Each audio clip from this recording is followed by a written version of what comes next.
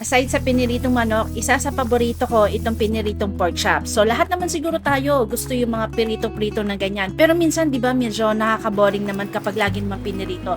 So lalagyan lang natin siya ng kapartner. Gagawa tayo ng creamy mushroom sauce para i-partner natin dito sa ating piniritong pork chop.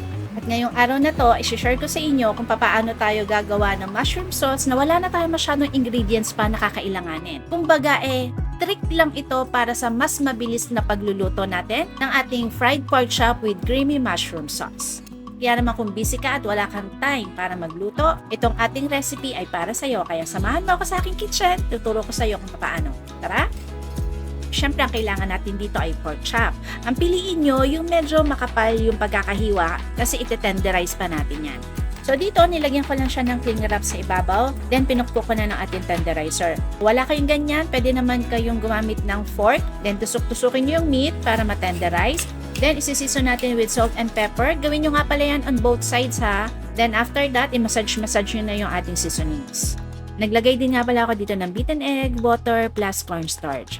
Itong process na to, ginagawa natin to para matulungan yung meat natin na maging malambot pa rin kapag naprito na siya.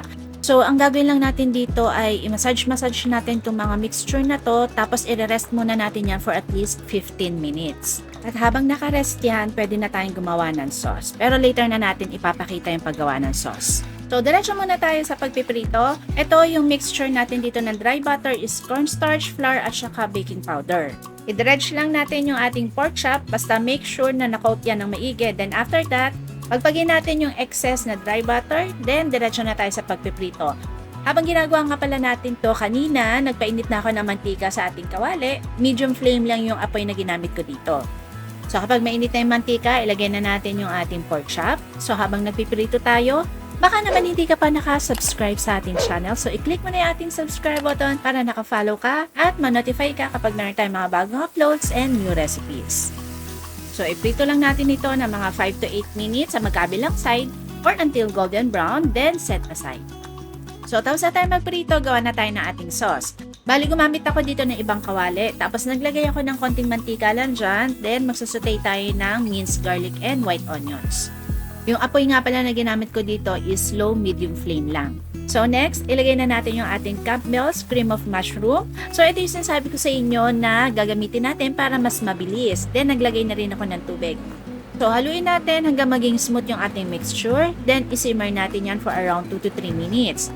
So let's just say after nyo na masimmer, tikman ninyo at kung okay na sa inyo yung lasa ng inyong sauce ay pwede nyo na yan ihain. Pero ako, naglagay pa ako ng konting chicken powder, sugar at saka pamintang durog para may angat ko pa yung flavor. So isimmer ko lang yan ng saglit. Pagkatapos, pwede ko na yan ihain kasama yung aking fried pork chops. So pwede nyo yan ipaibabaw dun sa sauce or pwede nyo naman siyang i-drizzle na lang yung sauce sa ibabaw na ating pork chops. At syempre, yung pinakahihintay ko, tikiman portion. So, alam niyo na ha, kung ano yung susunod yun na recipe. I'm sure naman magugustuhan nyo to. Okay, kain na!